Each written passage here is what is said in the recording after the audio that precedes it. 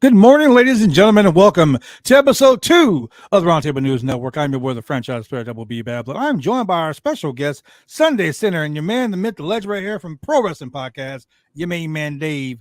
Welcome, ladies and gentlemen, to the show. What's up, guys? What is up? What's going on? I like Dave's little queen wave down there. You like that? It's professional. Yeah. Pro, that's what we call him, the pro, man. It's professional. I'm glad you just did that to screen because I was wondering what his hoodie said. I just saw "I love hot," and then Hot moms. once you did that, I could see the rest of it. That was the only. I know we're supposed to be professional, but I think we can all agree. Yes, I mean, yes. No, I can't. Oh, well, he can, but we can. Right. I get the vibe you're going for. So let's get into this, man. Live breaking weekly news story this week. Starting out, NWA superstar and my tag team partner Black G's was shot a couple nights ago in an attempted carjacking. Now, Black G's had been out of professional wrestling for a while. He was battling cancer all year last year. Was set for a triumphant return to NWA's live television show today in Fort Lauderdale, Florida, but unfortunately, due to an incident, he would not be able to make the show. I spoke with G's in length about what happened. He gave me the rundown. 5 guys attempted to carjack him, and one guy shot him in the hip as G's was running from the scene. Several shots were fired, and fortunately, he's well. So we're going to wish you a speedy recovery, my friend, and hopefully we will see you down the line back in NWA. I know he's going through a little bit of rehab right now to heal that, and so good looking out, man. Hopefully things will be better for a good guy, man, a really good guy. Yeah, best wishes out there. Yeah, really sucks. Really, he's been around forever too. Yeah, I mean, Black G's staple of CZW, former CZW world champion, tag team champion with Ruckus, and the team Blackout, was a part of NWA TNA for a while. Was Rashad Tyson, Rashad Cameron. I just literally saw a video. It was so funny. He posted it. Ultimate X wrestler, just a guy that's been around for so long, so many years, very well respected in the industry. So, so Dave, what do you got for us today, my guy? I got some good news for people who are fans of the Dark Side of the Ring series. They just announced that Vice TV has renewed for a 5th season. They renewed Dark Side of the Ring for a 5th season, and it's going to debut this March. I can't wait. Man, so that's awesome. I wonder what their I wonder what stories are going to be like. What stories do you think need? Well, okay, so one I do know is going to be coming on this season is Buff Bagwell. He's made that announcement that he's shooting some stuff for Dark Side of the Ring. So his episode will be airing this season most likely. But who do you want to see? I mean, Buff Bagwell's story does need to be told. So yeah, I mean, I don't know. Who Everybody says the joke, like the brawl out and stuff like that. Can you imagine? Doubt that'll be covered. God, man, there's Chris Jericho more stories to be told. I mean, Chris Jericho Chris Jericho will be a great story. Yeah. I doubt that he's a narrator. Can you imagine him doing his own story? And then I invited her. Yeah. God, yeah. I mean, there's always going to be stories in wrestling. There's so much stories that haven't been told. I I mean, they could even do the current, Vince McMahon or being outed as, CEO of the company. They could do that story, obviously. I think it's a little too soon to do that, but they always could. They could do the sell of WCW, which I'm surprised has not been covered yet. That's funny that it hasn't been covered. Right. So I could see that being an episode. They've done Warrior. They've done Jake the Snake. God, they're just so much. I mean, they could do the Hogan scandal. Yeah, I mean, there's a lot. They could do the British Beefcake parasailing accident story. Wow, that would be good. Yeah, that'd be a really good one. The only thing that really kind of sucks right now is so many guys.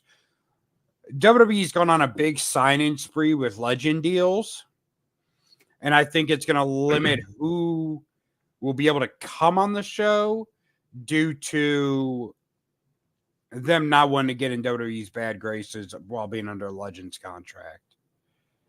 So I think that may kind of hurt some of the interview opportunities that they have. Like right now, they've signed a lot of the ECW guys under Legends deals. So really any ECW story they want to tell would be kind of hard. You'd really have Shane Douglas you could probably get still. Maybe Raven. But yeah, there's a lot of stories that can't be told or they wouldn't have the right people to tell them. That's true. So what other stories you got there, Dave? First off, I just want to give a shout out to PW Insider for that story. On this show, we give credit where credit is due. So that's right. Want to give a quick shout out to them. I also want to give a quick shout out to Fightful Select because they came out with the story a couple days ago about Mickie James joining OVW as creative director and head of female talent. And she's also an executive producer for all the wrestling shows there. That's a big win. That's a very big win. Oh yeah, definitely. Isn't she still involved with TNA too? I believe so. She's still on the roster. Yeah, I think so. I think she's in a title match because I think she's doing that whole thing where until she loses a match, she'll retire once she loses a match, or that old Ric Flair storyline of wrestling until you lose. So is OVW going to get a TV deal? Or well, I know OVW has a thing with Netflix for The Wrestler season 2, right. Or so I do know that for a fact because to get bundles and Haley J and some other people are on that show that I know personally, and I know they're shooting season 2. So shout out to OVW, man. Yeah, good friend of the show, Haley J. Love her. I mean, think about it. Like Mickie James is she's a great wrestling mind. Oh yeah, absolutely. She's a star, and she brings star power to it. So yeah. I mean, yeah. That's a lot of responsibility that she's got now. She's creative director, head of female talent, and an executive producer. Right. Oh my god. And lots of hats. OVW has EC3 there as one of their champions now, I believe. I think they're doing some cross promotion with the NWA, which obviously helps them a lot. The Netflix deal helps them a lot. I know they have local TV in Louisville. But I don't know if they're going to be able to branch out from that and get on I wouldn't be surprised if eventually they start producing a weekly show for Netflix. Especially with you know what? That's something I forgot to bring up in our meeting before, the Raw kind of rumors about Raw, where it's heading to. I forgot about that. I'll bring that up in my segment. But yeah, so I could see Netflix possibly doing maybe giving them a weekly show on Netflix. That'd be kind of cool. Yeah. A lot of streaming services. People are moving away from cable to streaming services. Oh yeah. A lot of wrestling companies are also doing the same thing.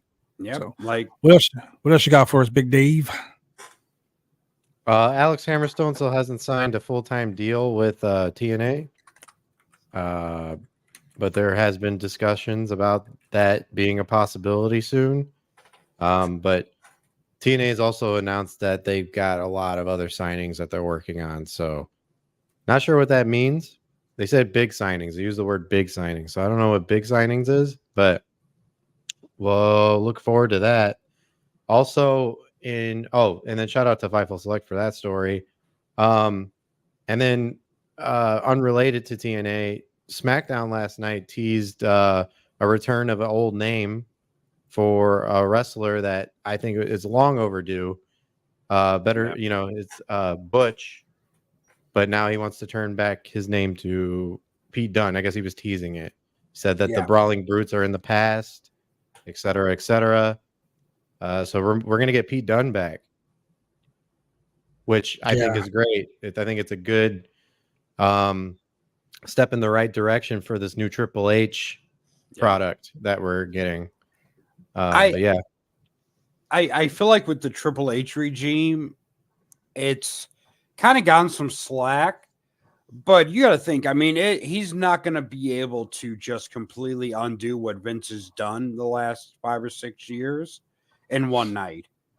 So I think a lot of the creative decisions that people are being critical about are kind of building towards reversing some of the stuff that has been done. Mm-hmm. What do you think, Bad Blood? I mean, I agree. I agree. I mean, that's all I can really say. All I can really say. I got one more thing. Okay. Just to end my segment here. And it's kind of breaking, but Cora Jade got injured during a WWE NXT show, and they're thinking it's her knee or something. Yeah. Oh man. Which the crazy part is they did like a knee injury spot towards the beginning of the match. And then it looks like at the end of the match, she actually hurt her knee. Yeah. Dude. So, well, that's crazy, man. Get well, Cora Jade. You just came back from an injury. Hopefully, this isn't too serious. Trust me. As someone with the torn meniscus, I know how bad knee injuries are. So get well soon. Right. Let's preview this weekend. Things going on this weekend. Like we have AEW Collision Battle of the Belts. 3 hours of AEW tonight. I mean, we have FTR and Daniel Garcia in a 6-man tag team match. I'm sorry, a trios match, because we can't say a 6-man tag team with AEW. A trios match against the House of Black. Adam Copeland has an open challenge. Deonna Purrazzo takes on Red Velvet. And we got Hangman Adam Page just going to be on the show. We got the Ring of Honor 6-man tag team championships are on the line. And we talked about this on the Roundtable show. And Center is going to be really happy when I say this. I am. I saw it. I was so excited. Brian Cage and the Gates of Agony to defend the belts against Lance Hoyt and the Righteous. Now Lance that right Archer, there. I'm sorry. Yeah. Lance Archer. My bad. That right there, in my opinion, they're your new 6-man tag team champions of Ring of Honor. And that will be well deserved. Well deserved. I mean, especially I love Dutch and Vincent. I think they're so charismatic in a very like Bray Wyatt style. Mm-hmm. And then you put Jake Roberts with them on the mic. Oh my God. You just got a whole new whole new level right there. So good. We also have the Battle of the Belts broadcast, which is going to be live from the Norfolk, Virginia's Control Center. We're going to have AEW International Champion Orange Cassidy defending his championship against Preston Vance. We're going to have the AEW World Tag Team Champions Ricky Starks and Big Bill taking on Chris Jericho and Sammy Guevara in a street fight for the Tag Team Championship. So that's going to be a pretty decent show, and we'll be streaming that live on the Roundtable Pro Wrestling Podcast. Can we take bets on if they're going to play Jericho's music throughout the whole match again? I feel like that's why they made it a street fight, so they could do that. I don't know. But we also have a couple other things going on. We have Battle in the Valley. Did you guys even know that Battle in the Valley was happening today? That's happening today? Yeah. Yep. I did not know that. We also have TNA Hard to Kill's pay-per-views tonight also. Yes. Oh, my God. This is a wrestling day, man. Like this is a day I'm trapped in the house with a snowstorm right now. This is the day that I just can sit here and watch wrestling all day long. Perfect day to watch wrestling. Man, let's go over the lineup for this show, which this match has so many matches on it. It is crazy. We have a no DQ match. Wow. That was loud. We have a no DQ match. Well, we have the main event: Kazuchika Okada versus Will Ospreay. That's gonna be amazing. We have Shingo Takahashi versus John Moxley in a no DQ match. We also have the AEW Continental Crown Champion Eddie Kingston taking on Gabe Kidd. We have Matt Riddle and a mystery partner taking on Zack Sabre Jr. and Bad Dude Tito. New Japan Strong Women's Champion Gula versus Trisha Adora. Ooh. Man, we have the New Japan Strong Openweight Tag Team Championships on the line.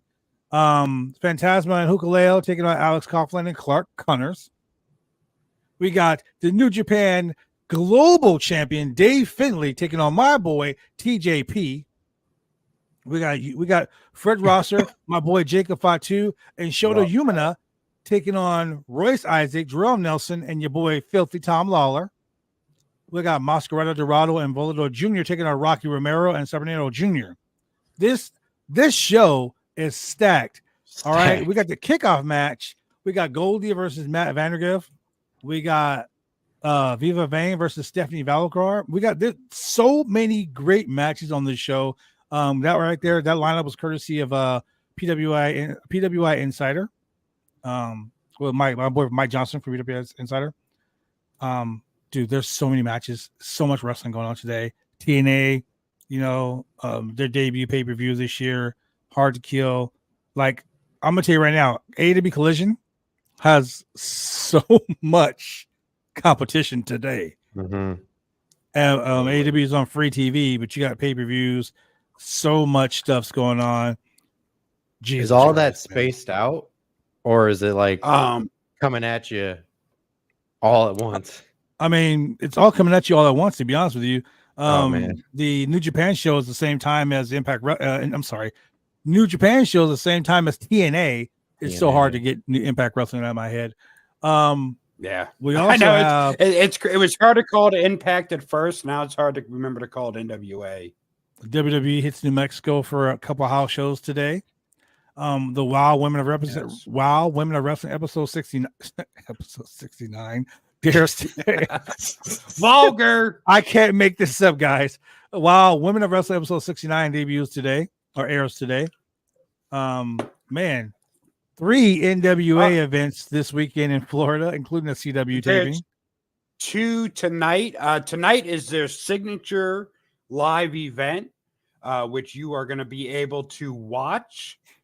I believe it's a doubleheader tonight in Fort Lauderdale. We're taping it for the CW. Never mind. You're not gonna be able to watch it live. Anyways, at the Revolution Live Arena in Fort Lauderdale, Florida, NWA tag titles are on the line as Carnage and Damage with Aaron Stevens take on Jack Stane and Tim Storm. You have Pretty Empowered versus the King Bees. For the NWA Women's World Tag Team titles, you have Kinsey Page defending her women's title against Tiffany Neves. Junior heavyweight title match, you have Colby Carino with Violent J taking on Mecha Wolf. Tag team match, Anthony Andrews and Zion versus the Country Gentlemen. The Immortals defend their NWA United States tag titles against the Slime Balls. For the NWA television title. Okay, wait. I need to ask a question because you're the NWA guy. Yes. This NWA television champion Mims versus the NWA World Women's Television Champion Max the Impaler. Yes. In a unification match? Yes. They're unifying the 2 television titles. I swear to God, this is not mine. They're unifying the 2 TV titles. Max the Impaler with James Mitchell versus Mims. So there's only going to be 1 television title. They're getting rid of the Women's World Television title. Then for the national heavyweight title, it's going to be Silas Mason versus Burchell. Paul Burchell is still hanging around in amazing shape. And the big one, the big match, it's going to be the NWA World Heavyweight title in the ultimate match of death match as EC3 defends that world title against Always Ready Matt Cardona, the king of hardcore, the death match king. Death match king. So So we also had Kobe. I don't understand. I don't understand how this television title thing's going to happen, but it is what it is. And that's a double TV taping right there in Fort Lauderdale, 7 p.m. Yes, because we also have tonight the NWA CCW Viva Revolution. The Crowns are going to take on New Spectacular 2.0. QT Marshall is going to be in there with Carson Drake. Gangrel versus Talos. Jackal Stevens versus Kerry Morton for the CCW heavyweight title. It's going to be a great night. Tomorrow night, we have the NWA Paranoia taping as well. Or, I'm sorry, the NWA Power taping in Tampa, Florida. So that's going to be a good show as well. So if you're in the Florida area, come out, check NWA out tonight. See the Ultimate Death match. It's going to be interesting. I know a few of the things that they're planning for that match, and yeah, you want to see it. It's going to be great. Like I said, there's so much wrestling going on. Memphis Wrestling has the Grind City Rumble. Also, like God, there's so much wrestling tonight. But transitioning to the breaking news, the breaking news of the week. Sting news here. We got Nick Jackson returning to Dynamite to take on. So we got the Young Bucks returning this last Wednesday on Dynamite to challenge Sting and Darby Allin. Now, per Sean Ross Sapp, Fightful Select, Sting actually chose the Bucks to be his last match in AEW. So the rumors are that Tony Khan told Sting, like, look, I can basically get you anyone not signed with WWE as your final opponent, whoever you want. He's like, they got connections to New Japan. They got connections to TNA. So he basically told Sting, hey, who do you want? I can get him as long as they're not with WWE. And apparently somehow it went down that the Young Bucks was who Sting and Darby wanted to be in there with. I mean, I knew that I had a feeling Sting's final match would be a tag match for the same reasons Ric Flair's final match was a tag match. Not the same reasons, because I think Sting can still go a little bit better than Ric Flair could in his last match. Yeah, Sting can actually he can go still. Also, another story from Fightful Select reported on Wednesday that Queen Aminata has been signed to AEW. Fightful Select was informed by several talents that she had been signed, but they weren't sure if it was a full-time deal or a tiered per appearance deal. Now, Queen Aminata has been very big on the independent wrestling scene. She's wrestled on AEW Dark from time to time. She recently made her Ring of Honor debut on December 23rd.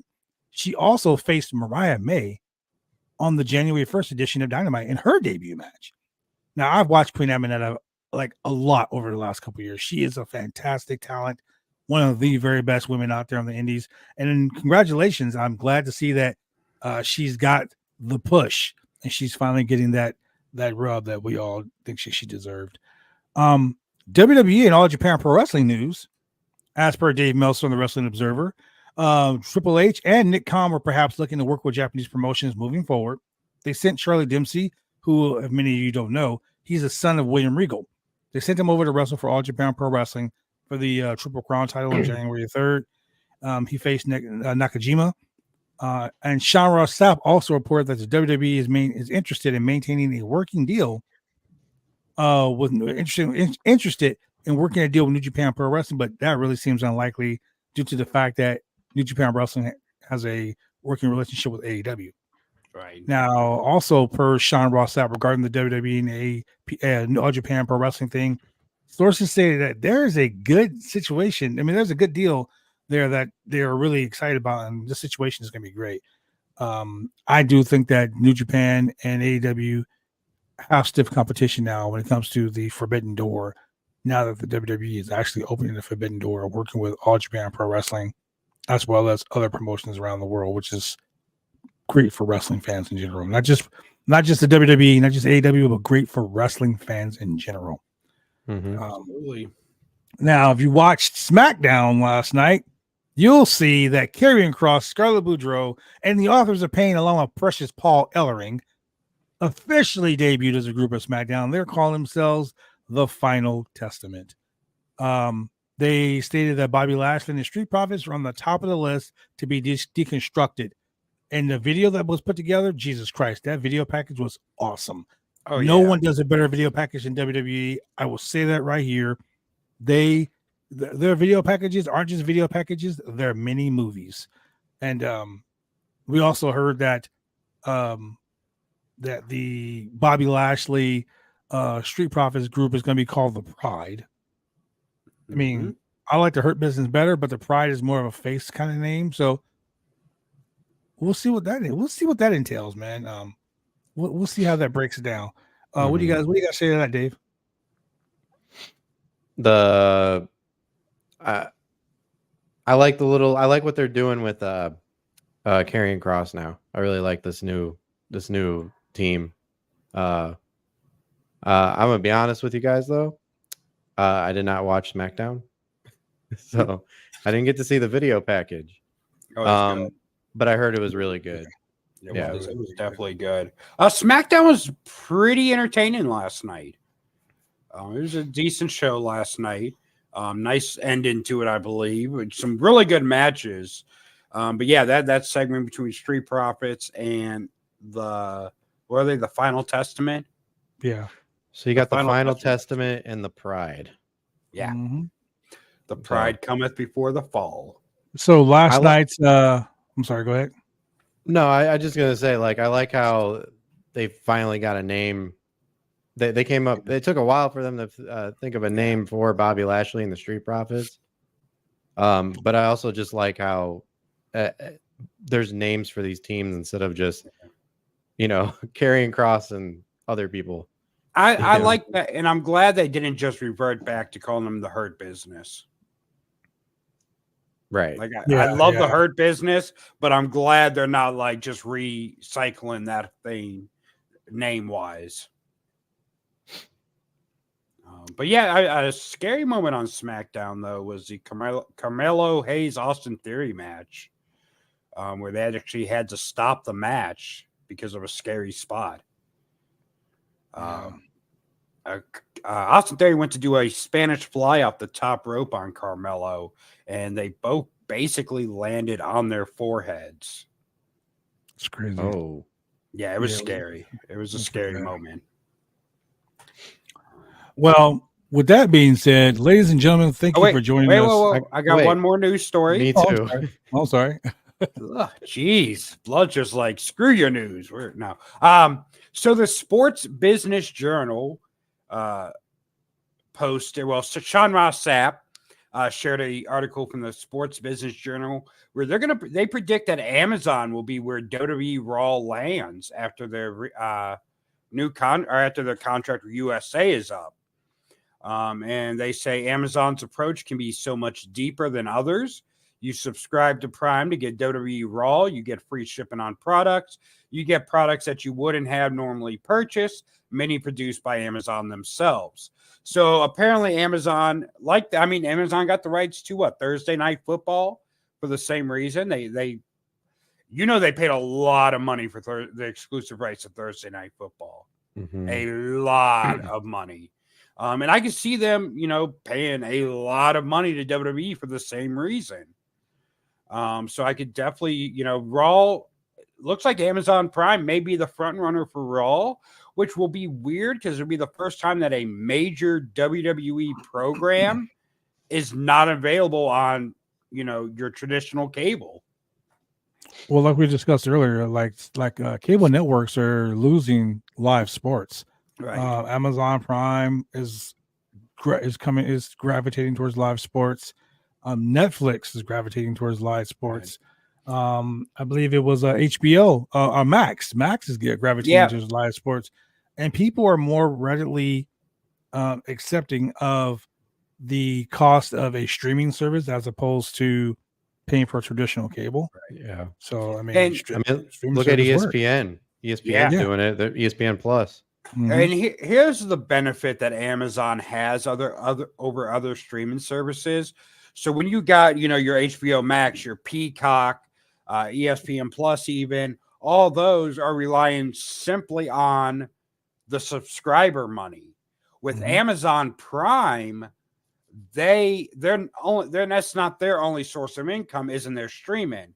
because you have, the products people buy on Amazon, you have your Amazon Kindles, you have all these other revenue streams coming in for Amazon Prime that they can realistically offer more money for than other streaming services because they're just not relying on their streaming income. And people like, let's say, for instance, if you want to subscribe to the Roundtable Pro Wrestling Podcast, you can log into your Amazon Prime. It is totally free. As long as you have Amazon Prime, you can click Amazon Prime. You can go to the streamer's profile, click subscribe button, and boom, there you are right there. You get a 1 month free subscription every month that you have Amazon Prime. So everyone has Amazon Prime. You name one person in America who doesn't have Amazon Prime. I don't. Well, you guys have Amazon Prime. She's still using a rotary phone. That don't count. Wow. But yeah, so that'd be interesting. And I could honestly see, because I think the WWE Network deal with Peacock is also up this year. I could see Amazon also buying the WWE the rights to the network and putting the WWE Network on Amazon Prime. Well, which I feel like it'd be better on Prime. I hate the WWE Network on Peacock. Yeah. I just hate it. Do you remember the network you can use to just find matches instead of having to watch the entire show and fast forward through it to find matches? Yeah. Good old days. Good. I miss those days. If you have a VPN, you can still get the old WWE Network, which is kind of cool. You can also get AEW Plus on Fight if you have a VPN. Yeah. Oh, wow. Look at this. I did not see this news. Oh, okay. Well, check this out. It is now being reported on PWI Insider. Stock analyst provides a non-buy recommendation on TKO Group holding stock. Wow. TKO Group holding stock is a market platform recommendation from TD Cowen, which begins covering the company yesterday. Bloomberg notes that was the first non-buy rating given to TKO by Wall Street analysts since they started trading. Wow. But you know what? There was rumors that TKO was planning to go back private. I mean, their stock, since TKO has formed, their stock has done nothing but gone down since they put it on the stock market. So it is underperformed big time since hitting the stock market. So I'm not really surprised, and I really wouldn't be surprised if they end up just taking it private and not relying on it, because there's so many. So when you take a company public, there's so many rules and regulations you have to follow that, a non-public company like AEW doesn't have to follow the same rules and procedures that WWE has to follow because AEW is private. Exactly. And there's just so much red tape and everything. I mean, there's benefits and there's downfalls to going public. But I really feel like going private probably is the best option for TKO. Well, there's some breaking news. And then Lana, CJ Perry is getting surgery, second surgery. Second surgery this week. But there's some breaking news, ladies and gentlemen. Uh-oh. Ace Steel has been spotted in Las Vegas ahead of TNA's Hard to Kill tonight. Is Steel in town to work as an agent or a producer on the pay-per-view? Ace still... Apparently, Mike Johnson, still got hired. Insider. He's hired as a producer. Yeah, but he got hired a few months ago as a producer for TNA. Is he there to work as a producer, or is he there to work as a talent? Who knows? Is he the big signing by the AEW? I mean, by TNA tonight? Who knows? Oh gosh, that would be the wettest fart in the history. That may be the biggest wet fart in the history of TNA if Ace Steel was their big signing. That would be funny. And they've had some bad ones. One more thing. Just a quick happy birthday shout out to Shad Gaspard. Yeah. He would have been let's see. He would have been 43 today. So I'm wearing in honor of Shad. I've been wearing this t-shirt. So Shad was good. Shad was a good guy, man. And it really hit me hard when he died because I was friends with him. I do have a lot of affectionate stories, and we actually did a stream where we talked about it. But happy birthday, Shad, the Beast. One of the most affectionately nice guys in this whole industry. You know, like we always say in wrestling, there aren't many nice guys. And I always say I have a lot of buddies, I have a lot of associates, I have very few friends. Well, he was one of the very few friends in this industry. The dude went above and beyond all the time. Was a true superhero, man. Like, yeah. So let's talk about this. Mike Johnson from PW Insider also reported that WWE Hall of Famer Alpha the Wild Samoan is currently hospitalized after suffering 2 heart attacks after being admitted for pneumonia. He had on his Facebook yesterday, Alpha put on his Facebook, he posted a video. Update on Wild Samoan Alpha, affectionately known as Pops. Alpha was admitted to the hospital last night with pneumonia, but had a mild heart attack upon arriving. Today he had a second small heart attack and was sent for a heart catheter. He's doing okay. He's in great spirits. He isn't out of the woods yet, but they're keeping him in the hospital for a day or two for observation and monitoring. He wants to thank everyone for their concern and continued love and prayers. This morning, Alpha released a video. You can go find it on Alpha the Wild Samoan's Facebook page. Alpha the Wild Samoan, one of the patriarchs of the Samoan dynasty, one of the true heads of the table. So get well, Pops, and yeah. I hate to talk about news like that. It breaks my heart to talk about stuff like that, but hopefully he will kick out of this. Yeah. Yeah. Well, let's here's more of a positive thing that came up. It relates to somebody's death, of course, but since we're on the topic, but Bray Wyatt is they're starting a new Bray Wyatt project with WWE and Bo Dallas.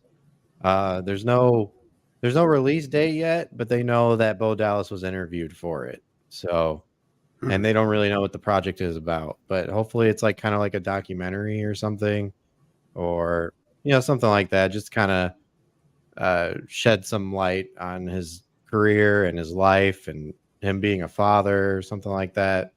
I'm looking forward to it. Absolutely. That'll be good. Well, let's hope and pray. Okay, let's hope and pray that they're going to actually induct him into the Hall of Fame. I not yet. Too soon, I think. I mean, yeah, I think he deserves it though. I think he deserves it. I just, in my personal opinion, I feel like if they do it now, it would just look like them trying to capitalize on his death. Give it a few years, then induct him. Well, before we leave, let's talk about this right here. On the 25th anniversary of Jesse the Body Ventura's inauguration as the governor of Minnesota, the Twin Cities announced that they will premiere Jesse Ventura Shocks the World, an exploration of Jesse the Body Ventura's extraordinary journey from wrestling ring to the governor's mansion. Ladies and gentlemen, it premieres on January 16th. It divulges into Ventura's groundbreaking election as the governor of Minnesota, offering a captivating look at the legacy and lastly, impact on the American politics. Jesse the Body Ventura was elected as governor in 1998 of Minnesota. To the nation's surprise, Jesse the Body Shocks the World explores an intriguing story behind the election, providing a compelling account of moments that will last forever that alter the political landscape of the government of Minnesota. The documentary paints a vivid picture of how Ventura's unique blend of charisma, authenticity. Thank you. I can never say that word. Authenticity and nonpartisan appeal resonated with the Minnesotans that left them in a very sizable mark on the state's history. From pro wrestling to Minnesota Governor Jesse the Body Ventura's journey comes to life in a new film. If you think you know the story of Jesse the Body Ventura, you don't know jack. I'll tell you what it is. It's a conspiracy. A conspiracy. So the It's Twin a Cities, conspiracy. it's going to debut on PBS. Oh my I God, have to watch TBS. that. Bad Blood, Sinner. Yes. Remember we were going over the card on TNA just a little bit ago? Yes, sir. Breaking news. Wait. Due to travel issues, Trent Seven is unable to compete at tonight's Hard to Kill. No. Speedball Bailey will now team with Laredo Kid. Oh, In Laredo the Kid's four-way. great. So Laredo Kid is an excellent talent, man. Yes, Jesus he Christ. is. Dude, Speedball Bailey really been stepping it up and making a name for himself these last few months. I have fallen in love with Speedball Bailey in the ring. Yeah, he's great. He's really great. I'm late to the Speedball party, but man, I'm enjoying them. unfortunate for Trent Seven, but at least they got a backup plan. Oh Exactly. So with that being said, ladies and gentlemen, thank you very much for joining us here on the Roundtable News Network for big. I love Hot Moms Dave and your boy Sunday Center. I am the franchise, and we will see you when we see you.